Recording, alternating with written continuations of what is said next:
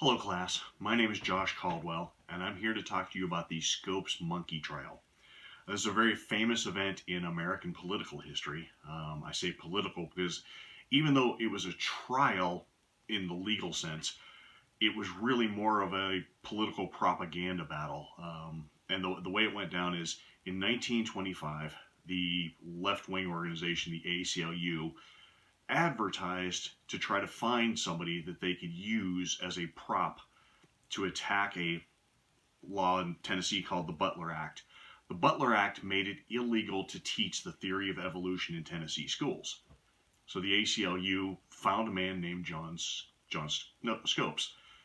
Scopes was a substitute teacher who taught physics and mathematics, mostly.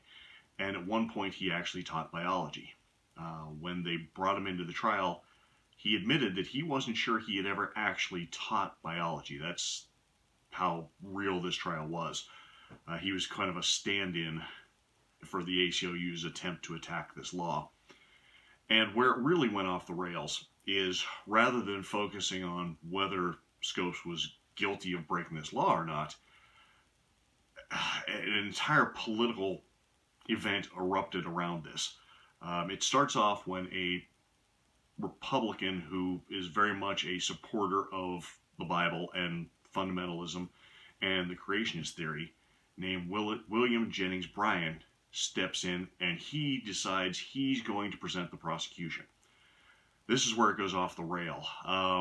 He was going to make this a show trial to try to increase his public support at a time when he was running for president. And then the counter move comes from a very famous attorney named Clarence Darrow. Darrow is an atheist and very much an outspoken proponent of the theory of evolution.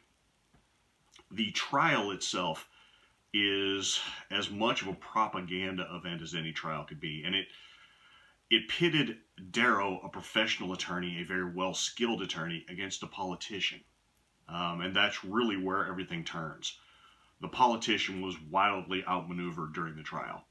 Darrow was able to turn the focus of the trial away from whether or not Scopes was guilty, which was the entire purpose. He was supposed to be presenting a defense for Scopes. He actually told Scopes to plead guilty. But he did so after he brought Jennings Bryan on the stage, onto the court, and interrogated him as a Bible expert. And he really pinned him down to making the statement that he didn't know much about science because it wasn't in the Bible. And he really made him look foolish. And the press gladly pounced on this and used it really to hurt the fundamentalist movement. And in the end, it ends up being a big propaganda defeat for fundamentalism. It pushes evolution into schools across the country and really takes out teaching the Bible. All because a professional attorney was able to out-attorney a politician and turn the case on its ear. What really should have happened in this situation, and attorneys talk about making bad case law, is the judge should have taken control of this and put it back on its course. Had Jennings Bryan had an attorney present, that attorney almost definitely would have objected to the line of questioning that Darrow went down as irrelevant.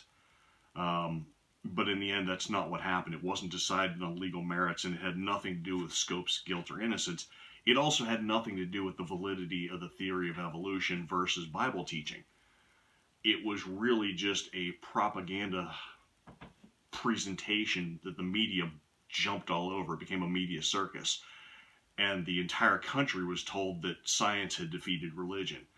To take it a bit further and to make matters worse, what most people know of this is a propaganda film that was made describing the trial. It was sort of a semi-documentary called Inherit the Wind. And Inherit the Wind painted the picture that science thoroughly trounced what the Bible was teaching, and that was not close to what actually happened. But that's the way it's remembered by many people.